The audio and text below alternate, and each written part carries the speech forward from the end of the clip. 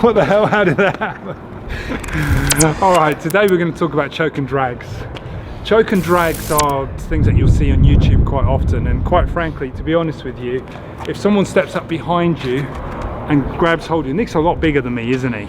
It makes a change for me to have someone who's bigger than me to be demoing on. If you're being dragged and you're being pulled, it is very realistic in the sense that it's a potential real attack, and obviously if you're a woman, it's really important to be able to deal with.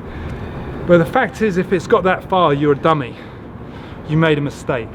What you've done is you've allowed someone to actually get behind you in an urban environment, which is possible because in an urban environment there's lots of places to hide, if you like, places to surprise you. But you've got to understand that when someone attacks you, they're attacking you for a number of reasons. They're either attacking you as a victim of a crime, in which case it could be to rob you, it could be to molest you, it could be to harm you, or it's an ego-based cockerel fight where you're doing a monkey dance and you can see the guy and face them. But the type of fight or a type of attack we're talking about with a choke and grab is really a predatory attack. It's an attack where someone's coming up behind you, okay, and they're surprising you, boom, and dragging you away, and they might be striking you and attacking you and so on. It is unrealistic, and it's the stuff made in films. It doesn't really happen like that. And I'll go through how it can happen, but let's just talk about a couple of preventative things before we get to that stage. The first thing, and this is the reason why, if you're in a big open space environment like this, for someone to suddenly appear behind you like a ninja is not going to happen, okay, unless you are just literally earphones in, walking like this, looking at your phone, walking along. I call them mobile phone zombies, because the thing about mobile phone zombies is they walk like this. That's right. Yep. They're really annoying. I'm trying to walk down a high street and you're getting people doing this. You know, they don't even walk straight, they just veer like this. Have you noticed that? That's crazy. Terrible. It's terrible. So the point of what I'm trying to say is good situational awareness prevents those types of attacks, and they are unlikely.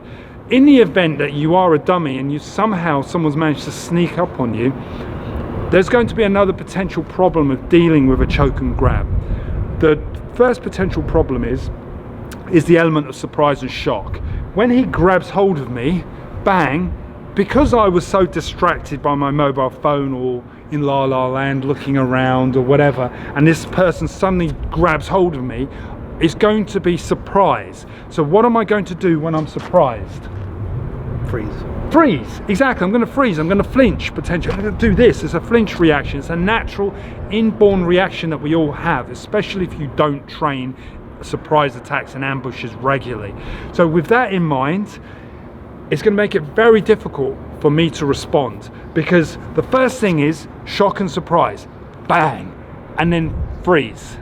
And then by that point, he's already dragging me off and doing what he wants to do. The second problem that most people will experience with this, apart from the lack of situational awareness, they're a dummy, they got themselves in that position in the first place, but got the surprise. And don't click off this video, because I am going to go through some solutions, because I know it sounds like I'm just saying you're never going to get out of it, but I'm going to try to give you a little bit of advice to help. So stick with us. Is the surprise element, the fact the way you're going to react. Now let's add another layer on top of that, because I know a little bit about criminal psychology. As you know, that's my expertise, violent crime. If, for example, the person does grab you and pull you down, they're likely to start meddling and hitting you. In fact, a choke and grab, if someone is predatory in their attack, is more likely going to start with a punch and then a grab, rather than someone just walking up to you. And this is a problem when you see a lot of YouTube videos and a lot of self-defense videos of people teaching how do you deal with a choke and grab, and they start teaching, well, someone walks up and they grab you and they walk away and it's all nice and polite. Well, the reality is you might be just walking along on your, so let's come back here a little bit. Okay, well, let's do this for real. So he's walking along, I'm the bad guy, I come along, I go bang, I cup him and I pull him, and I start dragging him back, I start punching him, punching his kidneys, right, give him a hard time, and then I lead him away to a secondary location where I'm actually going to do harm to him. And if it was a woman, it would be obviously a very you know, it's a dire position to be in. So I guess your problems in dealing with a choke and drag in reality are dealing with the element of surprise, not initially being aware of the situation, being obviously surprised by it. Your physical reaction would be that you would freeze. Likelihood is that they're going to be attacking you with a medley of violence anyway and then dragging you away. So you've got to be able to deal with those things. So how do you deal with it? Well, initially, believe it or not, it's more to do with psychology than it is to do with physicality. If I got hit, I have to recover as quick as I can. So I can't literally, if you like, and it's natural to freeze up. Okay, anybody says to you they're not going to in a surprise attack is just, you know, it's natural. But it's about reducing the time of action.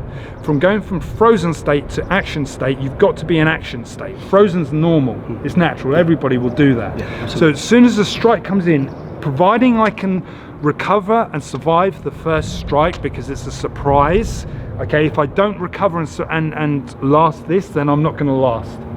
It's over. Basically, he's going to drag me away and whatever. Game over. It's game over. It is literally game over. So providing I can recover this, when we get to the second phase, boom, of the actual choke, what I need to be able to do is obviously fight and recover aggressively back. And this is where the self-defense techniques, where you'll see quite often in YouTube, where people are hanging on the arms and turning in and providing pressure and putting back on the person, work quite well. But that is in the recovery stage, not in the defensive reaction stage. The reaction stage is, first of all, survive it, get your head into gear, understand that you're under attack. And then once you're under attack, if you train to switch mode, switch into defense or attack mode or counter-attack mode.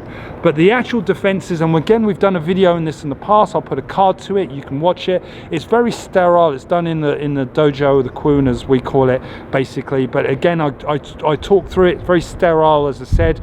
But if you can see some of the techniques where we're talking about, it's quite old, it's about 4 years old, but it's still worth watching, where you talk about gripping the arm, okay, using the leverage of pinning the arm and pulling. Obviously, I could be taking punches while he's doing this, but don't bear in mind, as I'm doing this, bang, bang, he didn't expect that, by the way. Okay, I'm hitting, you actually heard him grunt when I hit him. I'm hitting into the groin, I'm wrenching this wrist back, so it's like a key lock. You see how I put my shoulder into his wrist? I hold the arm like this, okay, and I'm key locking him, I'm headbutting him, okay, and then really trying to break his balance and elbow him. I'm aggressively taking the fight, but I've got to get into action mode out of surprise mode. And that's the key thing, and it's all here, it's all psychological. If you like what we do, subscribe, follow us, comment, engage with us, be nice to us. We can do that for once on YouTube. In the meantime, #FightBoss is our new thing. Comment please, and anything else to add? Have a great day. Stay safe. Stay safe, especially in Wood Green. Yeah. See you later.